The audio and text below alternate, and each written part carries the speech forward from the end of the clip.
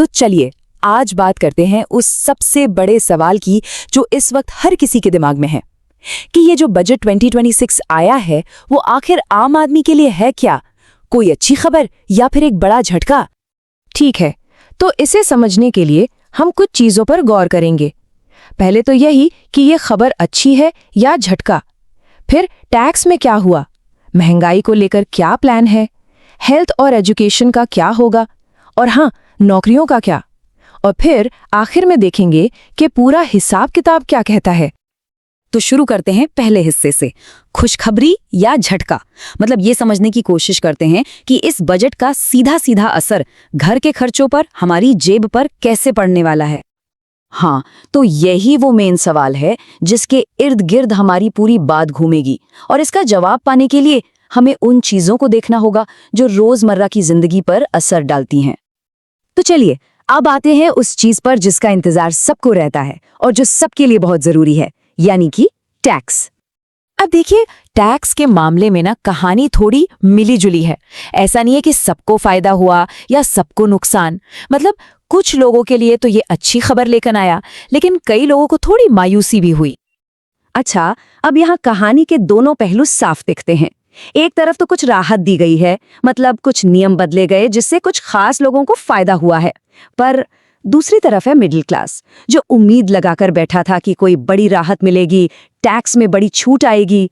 उनके लिए सच कहें तो उम्मीद के मुताबिक कुछ खास नहीं हुआ।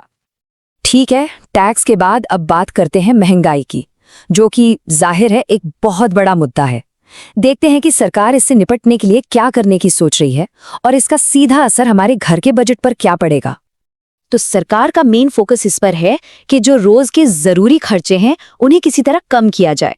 मतलब जो खाने पीने की चीजें हैं, रोज इस्तेमाल होने वाला सामान है, उन पर टैक्स का बोझ थोड़ा कम करने की कोशिश है, ताकि महीने के आखिर में थोड़ी राहत मिल सके। लेकिन रुकिए, इसमें एक पेच है।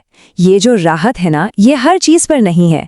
मतलब ऐसा समझिए कि किचन का कुछ सामान शायद थोड़ा सस्ता हो जाए, पर जो दूसरी बड़ी चीजें हैं जैसे कि पेट्रोल, डीजल या फिर कोई इलेक्ट्रॉनिक आइटम, वो अब भी जेब पर भारी ही पड़ सकती हैं।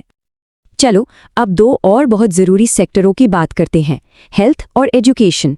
देखते हैं कि बजट में इनके भविष्य के लिए क्या है। और हाँ, यहाँ कुछ पॉजिटिव संकेत जरूर है। हेल्थ सेक्टर में इलाज और दवाइयों को सस्ता करने वाली स्कीम्स पर खास जोर दिया गया है। और दूसरी तरफ एजुकेशन में भी कुछ नए ऐलान हुए हैं जिनसे स्टूडेंट्स और पेरेंट्स दोनों को ही कुछ राहत मिलने की उम्मीद है। और अब वो सवाल जो हमेशा सबसे बड़ा होता है, नौकरियों का क्या? क्या रोजगार के मौके बढ़ेंगे? चलिए देखते हैं कि बजट में इसके लिए क्या प्लान है। यह सरकार का प्लान एक तरह से दो हिस्सों में बटा है। पहला तो है पैसा लगाना, स्टार्टअप्स पर, स्किल डेवलपमेंट पर और इंफ्रास्ट्रक्चर यानी सड़क, पुल जैसी चीजों पर सरकार ज्यादा खर्च करेगी। और दूसरा कदम, उम्मीद ये है कि जब ये सारा पैसा बाजार में आएगा तो इकोनॉमी में एक बूस्ट मिलेगा, जिससे धीरे धीरे नौकरियों के नए मौके खुद ब खुद पैदा होने लगेंगे। तो ठीक है, हमने टैक्स, महंगाई, हेल्थ, एजुकेशन और नौकरियों की बात कर ली। अब वक्त है इन सबको एक साथ रखने का और ये देखने का कि फाइनल तस्वीर क्या बनती है। और ये देखिए, ये बैलेंस शीट एक तरह से पूरी कहानी कह देती है। फायदे भी हैं और नुकसान भी। फायदे वाली साइड पर क्या है? रोज के सामान पर थोड़ी राहत है, हेल्थ और एजुकेशन पर ध्यान दिया गया है और नौकरियों की एक उम्मीद जगी है। लेकिन दूसरी तरफ टैक्स में कोई बड़ी राहत नहीं है, कुछ चीजें अब भी महंगी हैं और कुल मिलाकर ये कोई बम्पर बजट नहीं है। एक तरह से कहें तो ये लाइन इस बजट को सबसे अच्छे से समझाती है। ना तो ये पूरी तरह से खुशखबरी है और ना ही पूरी तरह से कोई झटका। तो आखिर में सवाल यही बचता है, ये तो हो गई पूरी बैलेंस शीट, पर इसे देखने के बाद ये सोचना जरूरी है कि किसी एक व्यक्ति के लिए उसके अपने हालात के हिसाब से इस बजट का असली मतलब क्या है।